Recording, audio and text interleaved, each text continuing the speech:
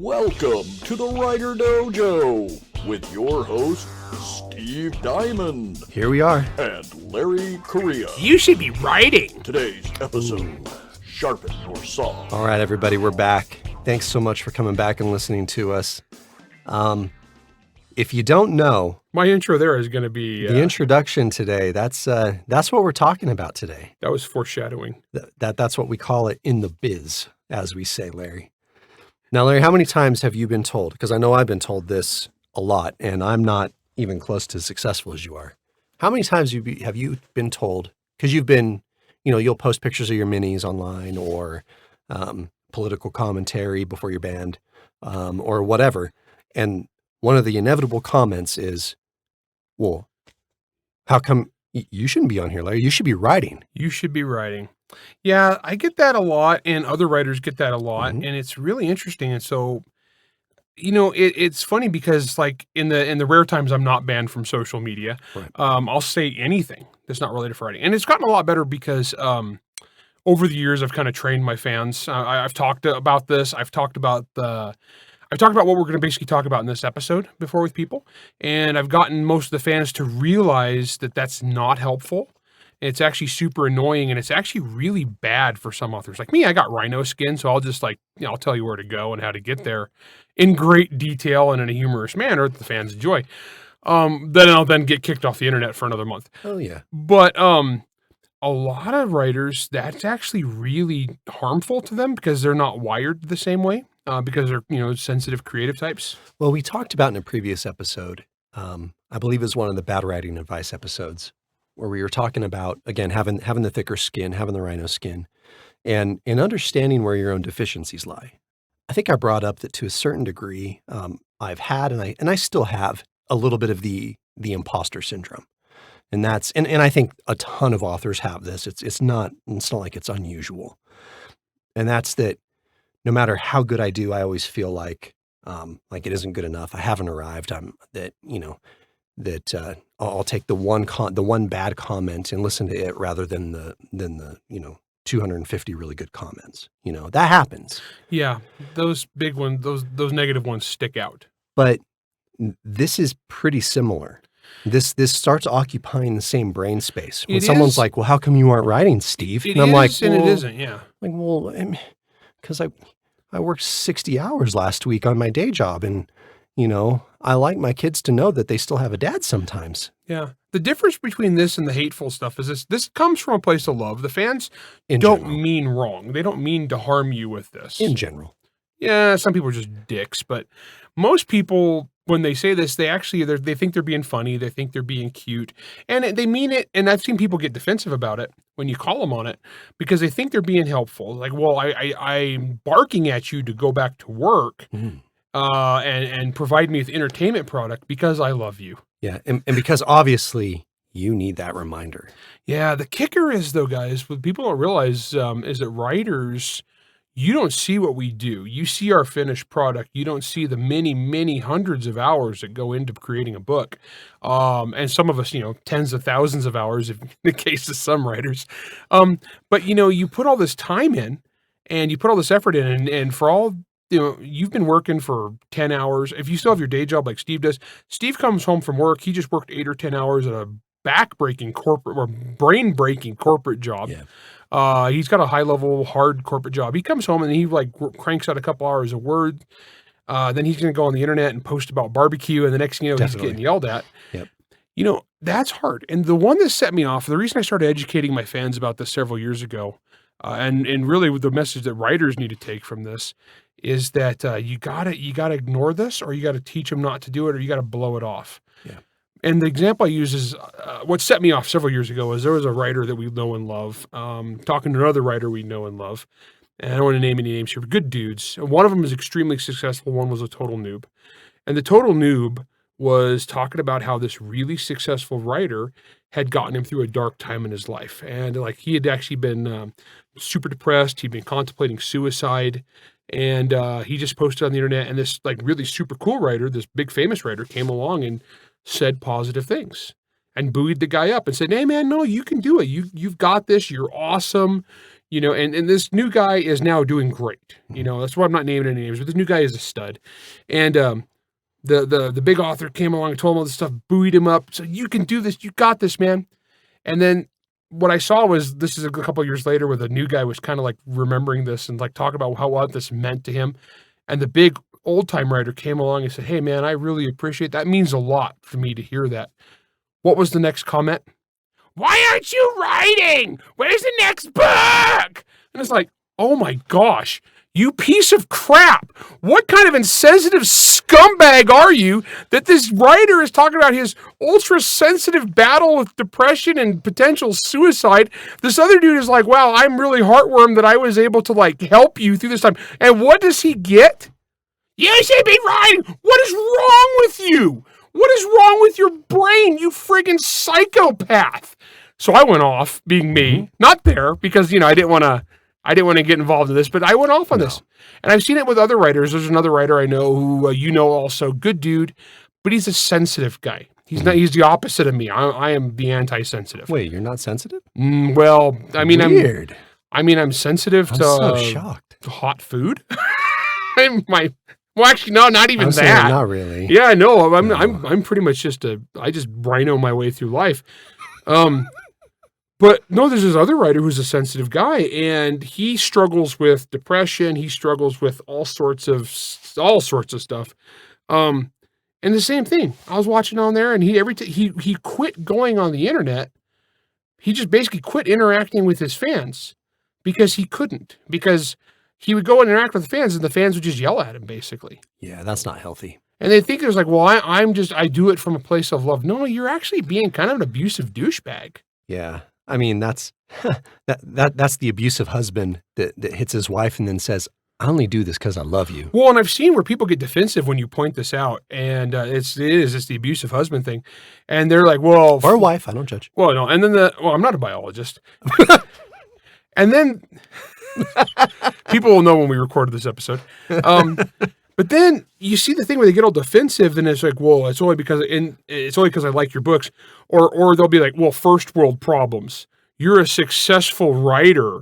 Ooh, poor you. It must be so hard. Right, because success all of a sudden means that you don't have any other problems in the world entirely. Well, and the whole first world problem thing is extra stupid because, you know, none of us are posting from Nigeria, okay? But most of these people were all Americans. Those are just the emails I send out. Don't worry about Yeah, those we guys. live in like this. Well, I mean, I got this one guy who wants to send me like $1 billion to my bank account to get Sweet. it out of the. He seems pretty chill. Seems pretty legit. I think I'm going to give him my social security number. I don't see what could possibly go wrong. It seems fine. A LifeLock gives me another alert. No, so guys, this stuff, and so really the way this episode is kind of one part for the fans, one part for the writers. Yeah. And we'll talk about both here. But as writers, guys, you need to like sharpen the saw. Yeah. To borrow the Stephen Covey thing. Yeah, that's right. You need to do this stuff other than work. Yeah, I mean, so part of my job, at my day job, I'm an accountant, right? That's my primary job. But the other part of it is I'm over all of human resources. And Steve says he's just an accountant. He is like, I'm the controller for a company. Yeah. And in the company that I work for, that means that I'm over everything with the dollar sign and everything that has to do with hiring someone. And that's a lot. He's a busy dude. And so one of the things that we always talk about when it comes to human resource stuff is that there's a reason why employees are given PTO to use. And that's not just so that like they can get out of our hair for 2 to 4 weeks a year. No. When people take time off and recharge, they actually come back as a more productive worker. The same thing happens in writing. We spend so long in front of the computer just clacking away and trying to get crap done, right? But there comes a point when you just have to step away to recharge and recenter. If you don't do that, your productivity dips. Now, and the same thing, there's a similar argument to be made for working, well, regardless of what job you're doing, for long stretches of time in a row. Yeah. Okay. There's a reason why, Department of Labor is like, okay, if you're a salaried employee and you're working X number of hours, you get certain types of breaks and some are paid and yada, yada, yada, right? So there's a reason why we have to do breaks. There's a reason why we have to take time off. There's a reason why, if a person works more than 8 hours in a day, their productivity drops dramatically from 1 hour to the next as time goes on. Yep. The same thing holds true in writing, Larry, because what's one of the very, very, very first things we said when we started this show? And that's that this is a job. If you want it to be a job, you got to treat it like a job. Yep. I mentioned sharpen the saw, but in case people don't understand what that means. Explain that, Larry. That comes from the old Stephen R. Covey 7 Habits of Highly Effective People, which everybody who was a business major about me and Steve's age had to read. Yeah. But one of them was really good because he talked about basically if you take a saw and you just saw wood with it, eventually the saw is going to get dull, and then it's going to take more and more and more effort, ever increasing effort with the ever duller saw to cut through the same amount of wood. Mm-hmm. If you have a sharp saw, you can cut through a lot of wood. And so you have to stop, take the saw out, and sharpen it. Yep. You are the saw, and the work is the wood. And so you have to take a break. Everybody's a little different. And so some of you're going to work in big stretches. Some of you are going to work at night. Some of you are going to work in the morning. Whatever it may be, you're going to find whatever it is your creative energy is. Our last episode, we talked about Brandon Sanders' Kickstarter. I know he's nocturnal. He's a nocturnal mammal, okay? Everybody's different on how they work. I don't get anything done hardly at all before lunch because I do intermittent fasting. And so I can't really write in the morning. But then lunchtime I eat. And then from basically the rest of the day, I'm great. I can work like crazy. So you got to figure out what works for you and you got to recharge that brain. You got to disconnect. So recently, I'm gonna give you a perfect example. You saw this one.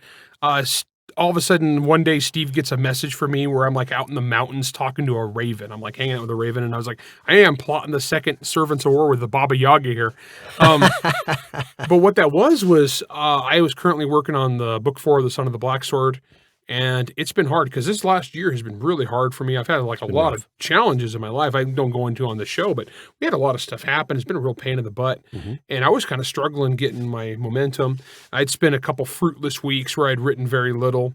And my wife could tell that I was getting really grumpy. Yep. So she came in, and Bridget is very smart, and she knows me well, and she got me. She's like, we're getting out. I was like, no, I got to keep working. I'm going to keep working this weekend. She's like, no, you need to get out. You need to break the cycle. You need to do something. And so we just bailed. We went to a national park. Mm-hmm. We just got out in the mountains, just me and her for a couple of days, just got the heck away from society, away from the internet and the news. And you know what? I came back, and I was way more effective, and I had a couple really fruitless weeks, and then I came back, and since then I've had every week has been really productive, and I've been closer to my 10,000 word a week goal that I normally work towards. And so the key here, guys, is you have to do these different things, and you have to figure out what they are, and you can't let anybody give you crap for being human. Right. I mean, everyone has their own things that they like. Back in the olden days, Larry, when you were starting out and we were really getting into the role playing game group stuff together. Oh yeah. It was I believe the posts were called My Geeky Hobbies. Oh, isn't that what we called it in the beginning? Yeah, I still do those occasionally. Every now. I mean, I saw one fairly recently. The main reason I don't, honestly, is WordPress photo hosting kind of sucks. Yeah. But I remember you do. Every now and then, Larry, you'll post some minis that you paint. Yeah, I for those of you guys who don't know, I paint. That relaxes your brain. Yeah, I paint miniatures. Yeah. The other day, I don't paint miniatures or anything. I'm not good at that yet. But what I have been doing, because I do have, besides the barbecuing thing, I do that all the time. And in fact, barbecuing, literally smoking meat and stuff, that's what got me through my previous job that was complete and utter garbage for the last 6 months of it was smoking meat. Well, there you go. It was great.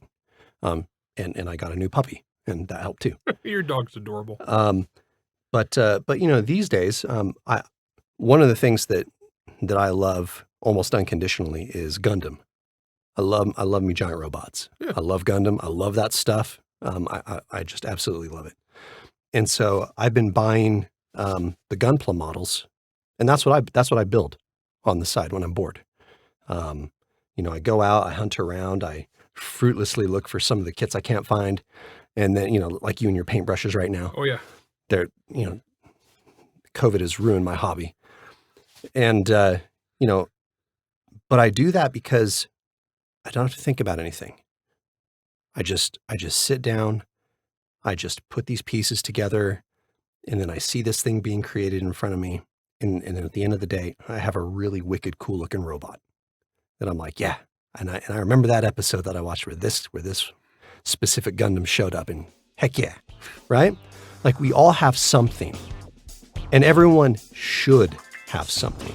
You just got to figure out what that is. All right, we're going to take a break. When we come back, we're going to talk a little bit more about this topic. We'll be right back.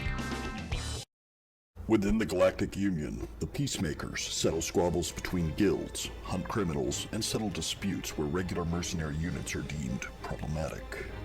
They are the elite, trained to be the best peacekeeping force in the known universe. When the task is too much for a peacemaker to handle, they send an enforcer. Stronger, faster, and tougher than the average peacemaker, enforcers are a one-man SWAT team who make even the toughest criminals tremble in fear. These terrifying nightmares of walking death do not plead for peace. They make it, and damn the corpses that stack up along the way. But what happens when even an enforcer isn't enough? You call the Executioners. From Jason Cordova and Matt Novotny, coming April 29th, 2022. The Executioners, available exclusively on Amazon.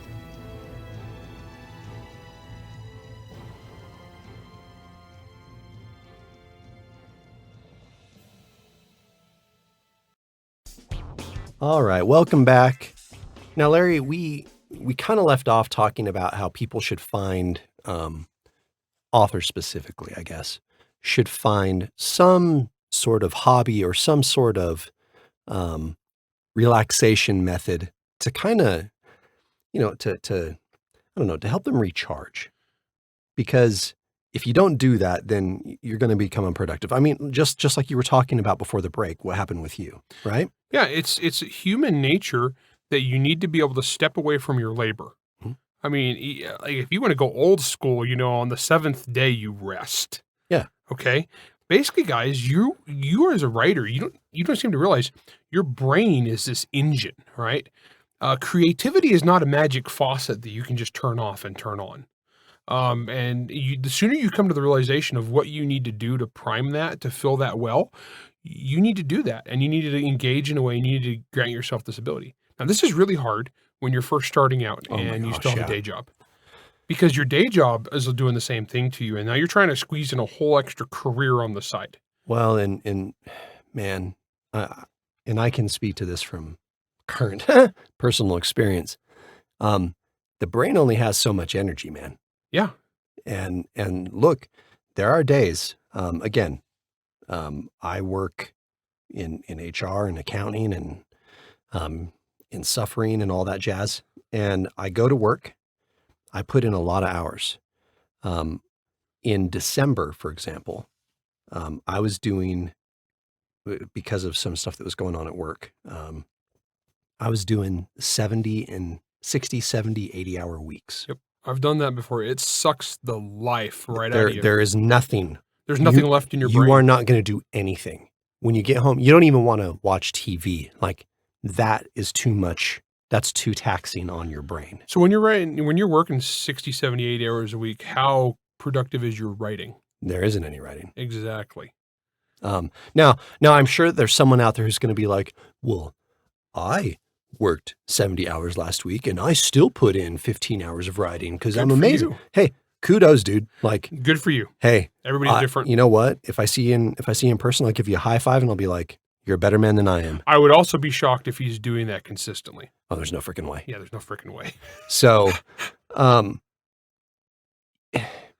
you have to be very cognizant of this. And here's the reason why, Larry. If you're a single dude, you have no other anythings going on. That's a whole different thing. That's very different. And make use of that time while you can. And when you're younger, when your brain has more energy and you don't wake up in the morning and suddenly you thrown your back out just because you got out of bed the wrong way, Yeah. right? Oh, you know me, everything's broken. I mean, I'm in the same boat. I mean, I've had 2 surgeries and COVIDs. And, You're worse than I am. We're walking piñatas that have been put back together with duct tape. So, but for me, family, wife, kids, dogs, more importantly, and you're in the same boat. Yep. I hear, Larry, and correct me if I'm wrong, I hear that it's a pretty good idea to make sure that your wife is happy. Yes, and for authors with husbands, same principle applies. Right. You got to find this work-life balance is key, because if you want to have a successful writing career, it's about having a consistent, repeatable method that you can find the time where you are creative. Now you got to balance your wife around that. Your wife/life, your husband, Your spouse. your spouse. You need to be able to keep your family happy. Don't neglect your children for your writing career. Unless they suck. I'm just kidding. Well, they probably suck if But you I'm not neglect kidding. them. That's the thing. So you guys got to balance that too. And it's somewhere in there, you need to do something that refills your bucket. Yeah. If your bucket's empty, you can't pour anything out of it. And look, and for a lot of people, if you can merge refilling your bucket with making sure that your wife and or your spouse and your family and stuff is happy, that's a pretty good gig. Yeah, that's pretty sweet. And in fact, I would recommend that just as a family guy. No, I've known some writers that have basically given up TV to be a writer. Like I very rarely watch TV unless I'm painting minis and I'm streaming TV in the background. And I'm the direct opposite, because seeing TV shows, especially of specific genres, when I'm getting ready to write, it starts putting me in the right mood. It's the same thing with music, right? Like I listen to very specific music depending on what kind of story I'm going to write. Well, that's why I listen to Audible instead of reading books usually. Sure. That's another one too. Because and I've mentioned this before on the show, but I don't really read for fun like I used to. I mean, growing up, I read hundreds and hundreds and hundreds of books. Oh, yeah. I mean, like I said, almost every writer starts out as a huge reader. But the problem is, once I became a writer and my brain is writing all day, I need a break from that. And so I go to read, and what happens is my brain goes into writer/editor mode. Yeah. And now I'm no longer filling my bucket. But audiobooks, I can put an audiobook going and I can sit there and I can paint a mini. Well, and when it's that, I know for me anyway, I can rationalize that away as in I'm listening to a performance. And so it goes in my head different than if I'm just reading it. Well, it's interesting because I have writing music, Yeah. which is totally different than my listening for fun music. For me, it's the same thing. Oh, for you, it's the same thing. Yeah. See, so that's one of those where you guys just got to understand your brain. Yeah. Because there's not really a right answer. It's whatever No. works. For some people, some magical people, I understand that perhaps writing might be what they do to fill their bucket. Boy, I've not met that Yeah, person. I don't know what that's like. Yeah. I think for most of us who have this as a job, I don't think that's the case anymore. Well, and I've known quite a few authors who have, they've taken day jobs, in the early times and stuff, when like that almost all of us authors go through. They took a job as a copywriter or some sort, or a technical writer, thinking that, well, then my brain's just doing the same thing and it's all good. And you know what I've heard from almost every single one of those people that's done that? Their fiction suffers? Their fiction completely suffers, because by the time they get home, they don't want to do that job anymore. Yeah. I could see that, because it seems like you would want to mix it. It was like, I remember me and you were both accountants, and I remember one time I was on a panel, and all 4 of us on the panel had turned out to be accountants. Oh yeah. And the panel was about like how to become a successful writer, and we're like, well, there you go, just be an accountant. Just be an accountant.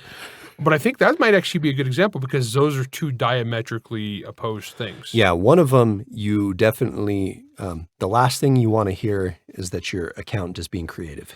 Right?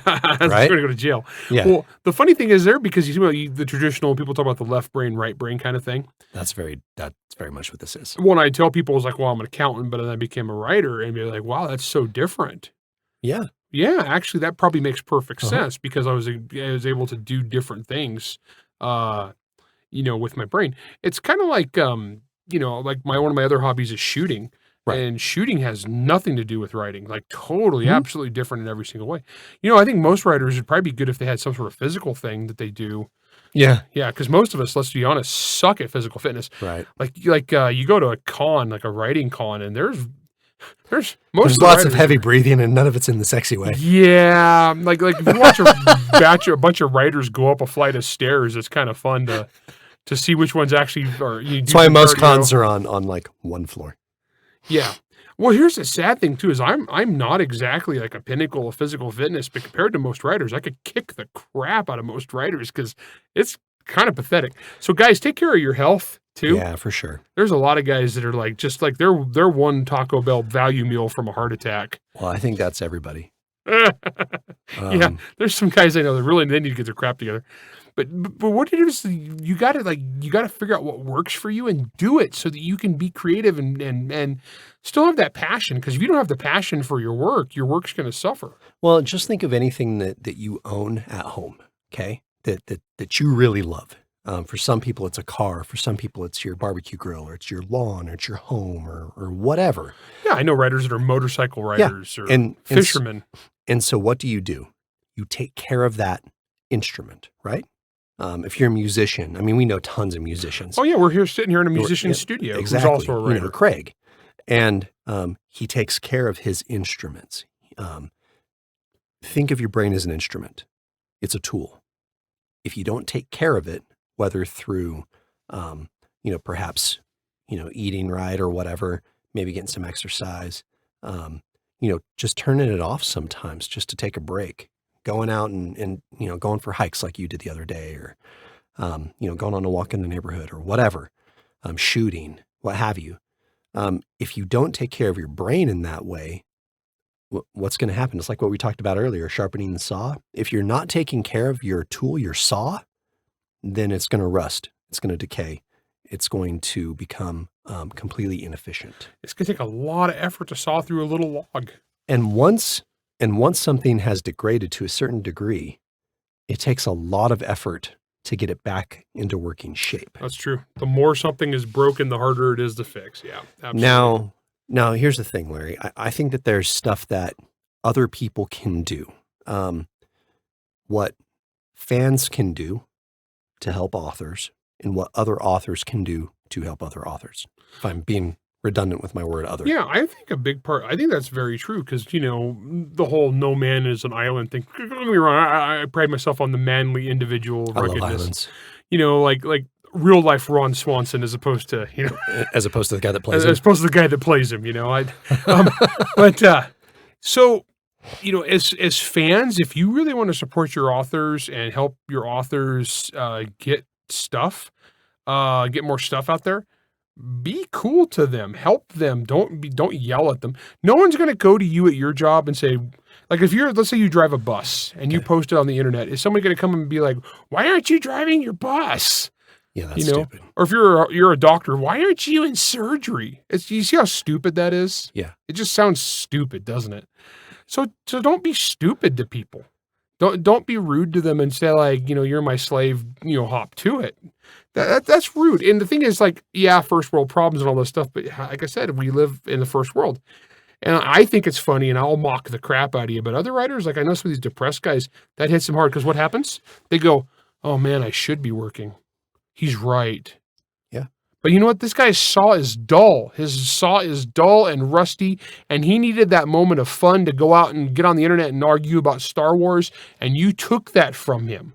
Well, and gosh, I mean, in this world, it is so much easier to be negative than it is to be positive. Larry. Oh, especially on the internet. Especially, I mean, the internet is just Mos Eisley. That's just how it is. Oh, right? Yeah, scum and villainy all the way down. So be positive.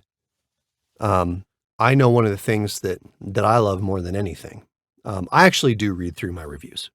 Okay. I know you do. I do too. Yeah. Well, like I said, I recommend most authors don't. Right. But yeah. Now I read through them, especially for anthologies and stuff, because I tend to have a pretty good rep for, even though I'm the new dude, to having some of the better stories. Yeah. You in want the to see what anthologies. stories they pick out. Yeah. That makes sense. So I was looking through the Monster Hunter anthology reviews the other day because there's like a gajillion of them. And I was looking through it, and one review said, pointed out my story in particular and said, hey, not only is this a great short story, and in fact, he was like, I think it was the best one in the collection. He said, I think this is one of the better short stories I've ever read. That's cool. And so you guys got to understand, when you never quite know what an author is going through, behind the scenes, behind the curtain, right? You don't know their mental states. You don't know who they are. Some people have, rhino hide like Larry does, but some don't. Yeah, and there's so sensitives in this business. And so saying the kind thing to the author that you love, oftentimes, man, I know once I read that, I was like, dang, right on, dude. Kind of gave myself a self high five. And then I thought, man, that's great. Well, another thing, and it gives you a little momentum. It does. It's a pick me up. Yeah, it's just a little thing like that. Just kind of like, hey, yeah, that's cool. That's why I remember one time I was doing a thing with this author, and he was pretty dang successful. Had a movie come out, and good, nice guy. But he's talking about how he got on this big national book tour, and he'd signed like hundreds of books around the country and met all these adoring fans. Then he came home and he read this withering 1-star review, and it broke him. It like ruined him. It like made him all depressed. Yeah. And he didn't get anything done for weeks because of this one stupid 1-star review that hurt his feelings. And so, like I said, there's some sensitive people in this business, and guys, if you want them to continue to entertain you, don't be dicks to them. That's what it comes down to. Yeah. I mean, support them. Yeah, well, I mean, not just, finance, don't get me wrong, finance, financially is the... Financially, sure. Huge. But I don't just mean financially. I mean, like as a human. Yeah. Like, give them a high five, give them a virtual high five. Yeah, writers are people too. Be like, hey, right on, dude, keep doing what you're doing. No, and I'm not saying you need to kiss writers' butts or blow smoke up there, but some of them are pretty, let's be honest. Not those guys. Those guys, we all know some writers that are prima donnas. But honestly, just don't be mean to people when they're day off. You don't know how they produce. Here's one thing too, is like some writers will do a thing where they'll go and they'll get in the zone and they'll write for a couple hours, but then when they're out of the zone, they're out of the zone. Mm-hmm. And so they'll go dinking around on the internet or play a video game or whatever until they're like ready, and then they'll jump back in and they'll get in the zone. And I was actually late for recording tonight. Yeah, because I was in the zone. Yeah. Steve called me. Sorry, I broke you out of the zone. Yeah, I was in the zone. And I was working on Son of the Black Sword, book 4, and I had just written this beautiful scene. And Steve calls me. He's like, "Hey, man, where are you?" And I was like, "What?" He's like, "We're recording tonight." And I was like, "What do you mean tonight?" And I'm thinking it's like 2:00. It's 5. Yeah. Why? Because I was in the zone. And I was like, "Oh, hey, I just wrote 3,000 words, which is really baller." Because I realized it, because that is what happens when you are creative and the saw is sharp and you hit a good spot. Boom! You will get like a whole day's work done, and a whole day's work of labor done in an hour or two, because you're in the zone. Well, I mean, I've talked about that with when I was writing Residue. During the prom murder scene. All of a sudden, you're like, "Whoa! I just wrote like 16,000 words or whatever." I mean, it was nuts. I mean, it was. I think it was 6. Yeah, but you're like, boom. And I did that in like 3 hours. I think 3 or 4 hours. Yeah. Like it was highly productive. And all of a sudden, it was just there. And the next thing I knew, I was at a writing retreat. The next thing I know, people are like, "Hey, Steve, you gonna eat dinner with us?" And I'm like, "What?" Yep. Like what? That is the best. That is awesome. And so, guys, help your authors so that they can get in that zone. Yeah, the zone is where you want to be, guys. It's that zen. Like back when I shot competition, it was the same kind of mindset thing. Oh, it's an athlete thing. It's an athlete thing. Yeah. It's guys shooting free throws. Uh-huh. There's a thing where you just perform and your brain knows what to do and your brain doesn't get in the way. Mm-hmm. And that's honestly the best stuff I've ever written has been in those moments where I'm just like, that saw is sharp. I am tearing through trees, mm-hmm. and I get done and like, oh crap, the forest is behind me. Yeah. I blasted through it, And so people are like, well, why are you dicking around on the internet yelling at morons? It's because that's, yelling at morons is what I do to fire up my neurons. And so I'll go yell at a guy and make fun of some idiots. And on Twitter, I can get away with a lot more stuff and not get banned. Yeah, well, maybe even more now these days. Let's see. Oh, I know. Yeah, baby. Okay, just so you guys know how I live my life out of spite. Every single news article or viral tweet I saw today where it was a Twitter employee complaining about Elon Musk, I bought another share of Twitter. Nice. It actually cost me about $600 today. But I did. I was like, I'm going to do that every time I see one. And so I'd be like, oh, there's another one. I get on Robinhood, buy another share. I'm dead serious. I did that all day today. Just on principle. All right. Now, Larry, what can other authors do to support their fellow authors? Oh, man, that's huge. Honestly, guys, because, I hate the term writing community. It's because it's usually like the worst people ever. But if you got your writer friends, encourage them, support them, see how they're doing, make sure they're doing okay. And I'm not just talking about like from a writing perspective. Like I said, there's a lot of guys in our business that really struggle. It's a hard, challenging business. Make sure they're doing all right. See what you can do to support them. See what you can do to promote them. Because like, honestly, guys, cross promotion in this business is huge. So if you can help another writer up, if you can expose another writer to your fan base, then do it. I mean, this was the whole concept of book bombs from you. Yeah, and honestly, the internet ruined book bombs for me because Amazon changed their algorithms to slow them down. Like they put like a 12 to 18 hour delay. Yeah, it used to be instantaneous, and then Facebook just throttles book bombs now. So I used to do these things, guys, where I would go and I would pick a book that an author that I was trying to support and trying to help boost, and I would try to get as many of my fans to read it and review it and buy it in the same day. And what would happen is we would spike it in the Amazon ratings, right. and then there'd be the spike caused by us, and then there'd be all the people who saw it because of the spike. So, we used to be able to get guys to, I think our record was like 2,000 sales in a day, which is astronomical. Yeah. But we would get like 600, 800, even a small one, we'd get 400 or 500. And then whatever we'd sell that day, we'd sell at least as many the next day or the rest of the week. I think mine, when you did it for Residue, was pretty close to 1,000. Which, that's pretty dang good. Honestly, for book sales, that's huge marketing. And I used to do these, honestly, about once every 6 weeks or so. And I did this for years. And then just the internet, I can't find a way around the algorithm now to do it, to make it worth it anymore. But, do stuff like whatever you can to like spread the word, be a friend, be cool. I'm a political writer, but I don't know how many times I've seen where other writers, they throw each other under the bus. Yeah, that's too much. Where it's like, oh, this guy's been my friend, and I've been a really good friend of this writer for years, and we've hung out together, but oh no, a mob has come from on Twitter, so I'm just gonna like stay quiet and let people just rip him to pieces and lie because I don't dare raise my voice, And that's that's just being a bad friend. Yeah. That's just being a disloyal dirtbag. I think that's the biggest thing, Larry, is the writing community, quote unquote, it's actually pretty small. Oh, there's not very many of us. We're a rare career. And so anytime you can do any sort of cross promoting and things like that, man, it helps a ton. I was on Facebook the other day, talking with Sean over at Bain, and he was mentioning how word of mouth, in that cross promoting and the helping and stuff like that has such a big impact, a much bigger impact than people realize. He was on some thread on some random group somewhere, and people were asking about recommendations for dark fantasy. And so he said, oh, well, like you should be reading Servants of War by Stephen Larry, because that's exactly what it is. And he gave a quick little blurb that honestly is better than the one I wrote for us. Jerk. I'm bad at blurbs. So. I'm terrible at it. And because of his position, he can see like sales. Oh, yeah, he sees real time. He sees real time. Yeah. And he says that he immediately saw a dozen sales. It's cool.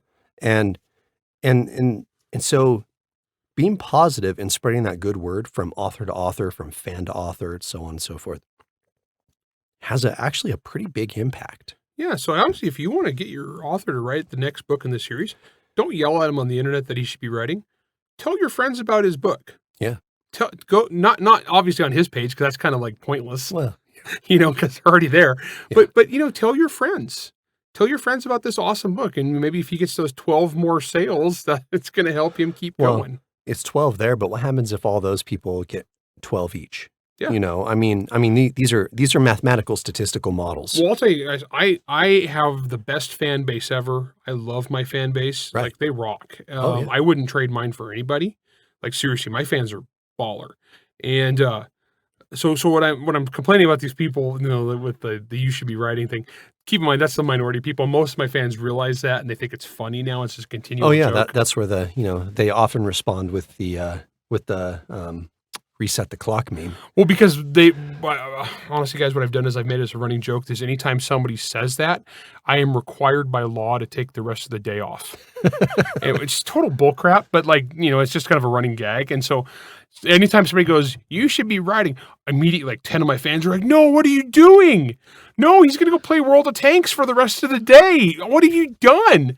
And I'm like, and I just be like, I'm sorry, guys. I have to. It's required by law. They forced my hand. Anytime somebody says that, I'm going to go spend the rest of the day, which is total crap. I'm just going to go right back to work. But, it's just funny. And so my fans, it's a running joke now. Yeah. But honestly, like I said, most people don't have fans that are that cool or that kind of community. And so, you guys, if you're for some other author that you really like, be cool. And when somebody says something like that, go, no, man, let him have some fun. Oh yeah. Let him, let's just enjoy the fact that this writer we like is participating in something online with us that we like him. What if letting them do something fun catalyzes something in their brain and they come up with the new cool idea? Oh man, I've gotten so many cool ideas. Happens to me all the time, dude. Just interacting with people and somebody will say something like, wow, that's a really interesting perspective. Yeah. I used a line. Somebody said a line today that, or I saw a line on the internet the other day. Somebody's just having a conversation about something. And they said something to the effect of, doing the right thing all the time is more important than doing the big thing once. Mm-hmm. And I was like, that is such a Jagdish line. And that wound up in the book today. Nice. Yeah. I was like, as soon as I heard that, like I had one particular character, like this one particular character that would totally say that. Uh-huh. And so, there's stuff like that out there, guys. Let your writers be people. Let them participate in life. That's right. All right, that's all the time we have for you today. Thanks again for listening to us. Once again, this is WriterDojo. Take it easy. WriterDojo is Steve Diamond and Larry Correia. Produced by Jack Wilder and Bear and Hare Studios. Theme song, Word Mercenaries by Craig Nivo. New episodes come out every Wednesday wherever you stream your content. If you enjoyed this podcast, you can help support us by going to anchor.fm/WriterDojo, by leaving a 5-star rating and review, and by helping to spread the word. To advertise on the Writer Dojo, email ads@writerdojo.com. All questions and comments can be emailed to questions@writerdojo.com. Freaking COVID.